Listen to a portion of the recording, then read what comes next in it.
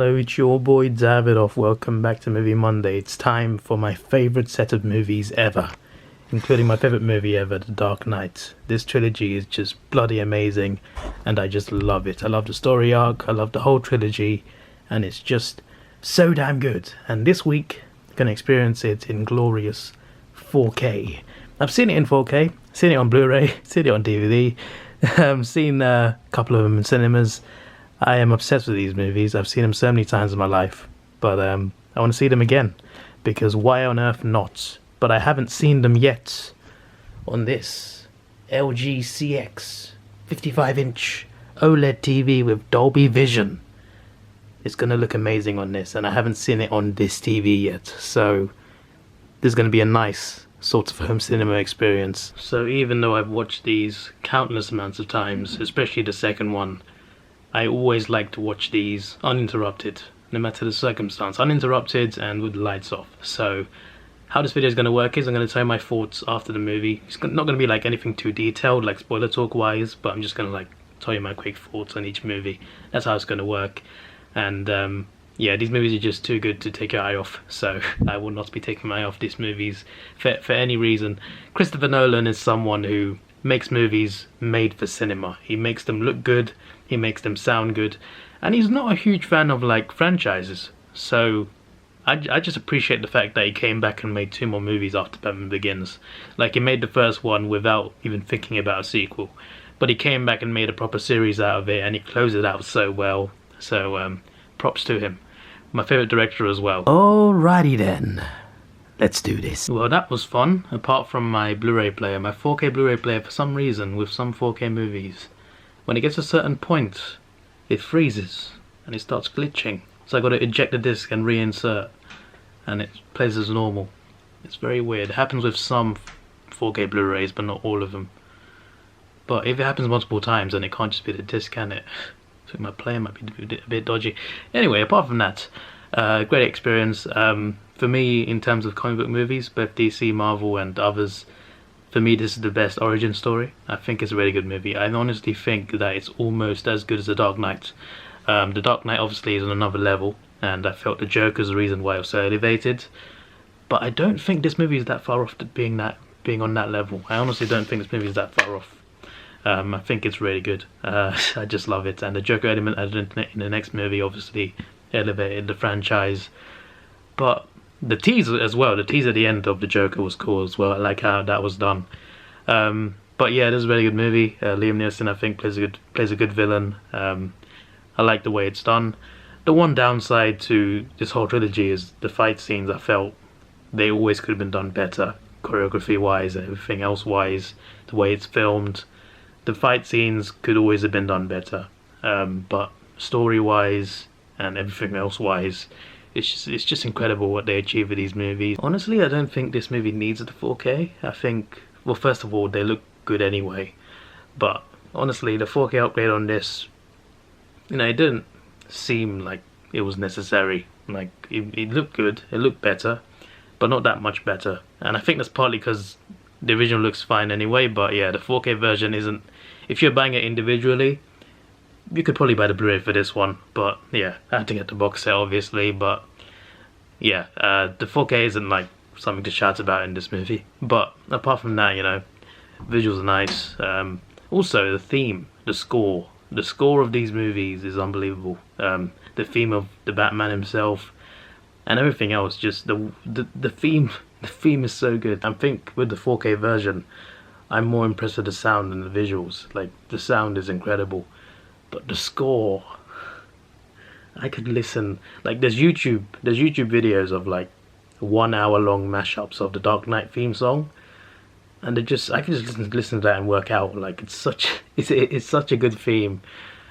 Yeah, the music of these movies are incredible. Next up is The Dark Knight, the GOAT in my opinion, the GOAT of superhero movies, and for me it's easily in the top 10 movies of all time in terms of like in general. I think it's that good. So I'm looking forward to reliving this one, especially with that amazing Heath Ledger performance as the Joker. Rest in peace. By the way, each movie has the 4K edition, the Blu-ray edition, and the special features. 9 discs in total, including digital codes as well. It's not included, it's not said there, but there's digital codes that came with the movie as well. And I got it for £30, which is pretty damn good deal for the whole trilogy in 4K. It's elite. Can we just appreciate how good these cases look? Just look at them. Magnificent. Perfection. Anyway, it is now time for the Dark Knight. It is time for the hero that Gotham deserves, but not the one it needs right now. So they'll hunt him because he can take it. Because he's not their hero. He's a silent guardian, a watchful protector, a Dark Knight. Not him though, he's a villain. Let's go. This movie is just incredible, man. The Dark Knight, masterpiece. I truly believe that no movie is perfect. You can always find a fault in every movie. But this one is pretty damn close. You could probably find faults in there, like Rachel for example, but you know. Great movie, masterpiece, one of Nolan's best, and definitely my favourites of any movie ever. It's so good. I could talk all day about how good it is, but you've heard it from me and many other people before about how good this movie is. But what I will comment on is the 4K. Yeah, the 4K on this movie is a big step up from Batman Begins. The 4K on The Dark Knight is incredible. Like, this movie looks even better now because it is 4K. You know, I didn't watch this in cinemas when it first came out, because I first got into superhero movies in 2012. I watched The Dark Knight, the first two Dark Knight movies, Begins and The Dark Knight, just before I watched Dark Knight Rises in the cinemas.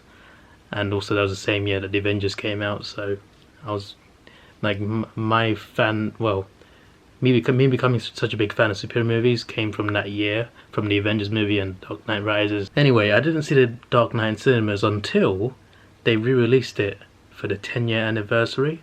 So I saw it in BFI IMAX, which is the biggest screen in the UK. It's really good, and it looked incredible. I was just like, wow, okay. I mean, I experienced this movie, but in IMAX it's something else. This is not as good as that, because that's an IMAX, obviously, big screen, but this still looks bloody incredible, man. Bloody incredible. This movie's shot in 2 different aspect ratios, because it's shot in both IMAX cameras and I guess other cameras. So for most of the movie, like most movies, you get black bars on top and the bottom, right? There are parts of this movie where it's just full screen. Like, it goes full screen to black bars to full screen. It depends on what scene you're watching where it goes full screen.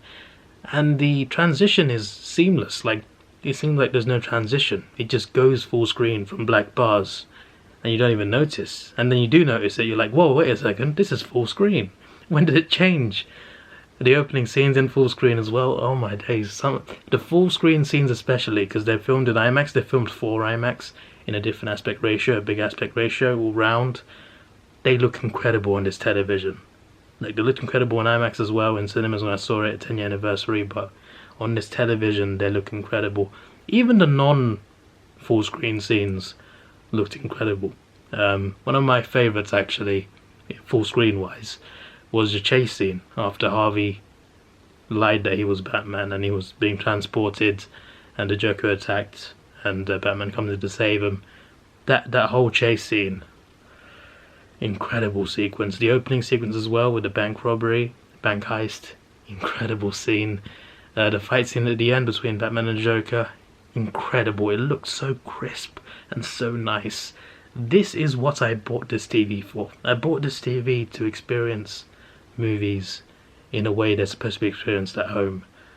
This TV really brings a lot of movies to life. Like, it's incredible how good this TV is. And there are certain movies where you watch them and you're just like, this is why I bought this TV. The Dark Knight is one of those movies. This is why I bought this TV, to get quality like that, to get the best possible quality, and it looks bloody incredible in this. Bloody incredible. Looking forward to seeing how The Dark Knight Rises looks in this. I feel that one's the weakest of the trilogy. Do like that movie a lot. It provides a great emotional ending. I think the fight scenes are the best in that movie as well. Bane's a great villain, has an interesting storyline, but I feel like they put too much in that movie and I feel like it suffered a little bit. There's a few plot points that I felt were a bit dodgy, but I still love that movie as well. and I loved the ending of it. It was so emotional, and left it as an open book. Like, is he dead? Is he not? Some people say he is, some people say he isn't, but it's an open book. So that was a cool ending as well. So I'm talking about it, I haven't even watched it yet, but I'm looking forward to seeing that next. And because it came out later, I do expect some interesting 4K, because when I watched the MCU movies, like rewatched all of them, I noticed like phase 1 and phase 2, quite a few of them, the 4K wasn't really like worth it. But when you got to like the third phase, you know, like Civil War, Guardians 2, Ragnarok, Black Panther, Infinity War, and Endgame, I was like, whoa. And I think it was partly to do with movies coming out later, better technology, better cameras to film with. So I'm assuming that even though this movie looked incredible as well, and it was one of the first movies to use these cameras, The Dark Knight Rises came out 4 years later in 2012, so I'm assuming it's going to have the best 4K of the trilogy. I am sure it's going to look incredible. Visually stunning. After watching this trilogy, I have decided, I've been inspired to take on the mantle of the Batman. The Batman made a heroic sacrifice at the end of this, and this movie had some great fight scenes. Bane was a crazy villain. He broke the guy's back. Absolutely ridiculous. The visuals look amazing, and as Davidoff said, this has the best 4K. The visuals are amazing. There's a lot more IMAX scenes, and the IMAX scenes look absolutely incredible. The fight scenes look incredible. It is still the weakest in the trilogy, but it looks the best. It looks fantastic. It's the longest, but worth the length. It is madness. And the emotional ending, the sacrifice he made, I believe he is still alive because the autopilot was fixed.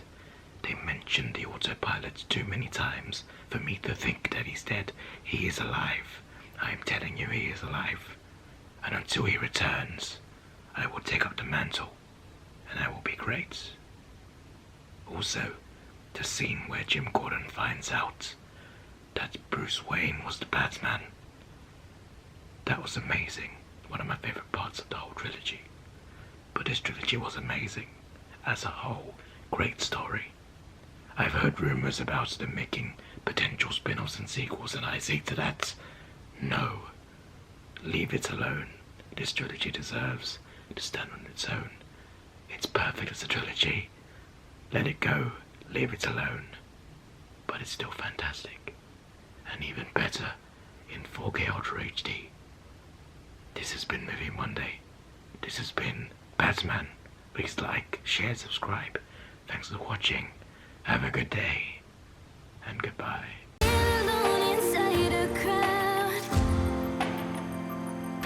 Cause I can